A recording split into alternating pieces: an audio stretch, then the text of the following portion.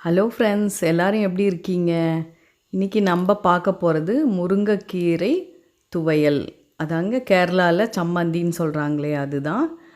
பாருங்கள், சுட சுட சாதத்தில் ஒரு உருண்டை முருங்கைக்கீரை துவையலை போட்டு இந்த மாதிரி பிசைஞ்சு சாப்பிட்டோன்னா எவ்வளோ டேஸ்ட்டு, எவ்வளோ சத்து, உடம்புக்கும் ரொம்ப எனர்ஜிங்க. வாங்க இன்றைக்கி நம்ம எப்படி செய்கிறதுன்னு பார்க்கலாம். முருங்கைக்கீரை சட்னி செய்கிறதுக்கு என்னென்ன தேவையான பொருள் அப்படின்னு முதல்ல பார்த்துடலாம்.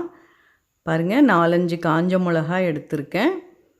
ஒரு பெரிய ஸ்பூன் அளவு உளுந்து, 2 ஸ்பூன் தேங்காய் துருவல்,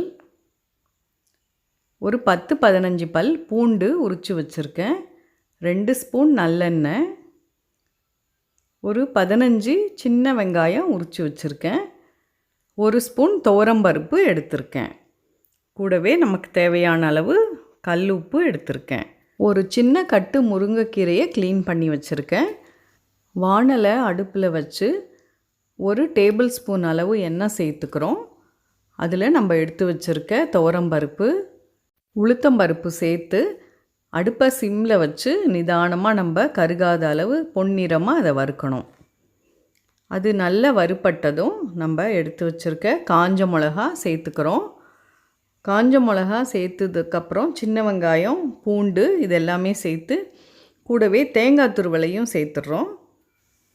சிம்லையே வச்சு நம்ம நல்லா தேங்காய் துருவல், வெங்காயம் எல்லாமே வதங்குற அளவு சிம்லையே நல்லா வறுக்கணுங்க.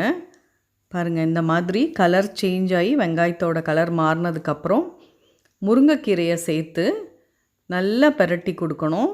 நம்ம முருங்கைக்கீரையை சாம்பார் வச்சு சாப்பிடுவோம், பருப்பு கூட சேர்த்து கடைஞ்சி சாப்பிடுவோம். இந்த மாதிரி துவையல் அரைச்சோன்னா ரொம்ப ரொம்ப டேஸ்ட்டாக இருக்குங்க. நம்ம தோசை, இட்லி கூட சாப்பிட்டுக்கலாம்.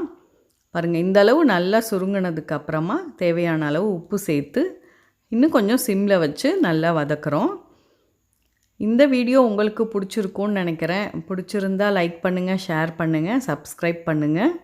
இந்த அளவுக்கு கீரை சுருங்கினதுக்கப்புறம் நம்ம மிக்சியில் அரைச்சி எடுத்துக்கலாம். சட்னி ரெடி ஆயிடுச்சு.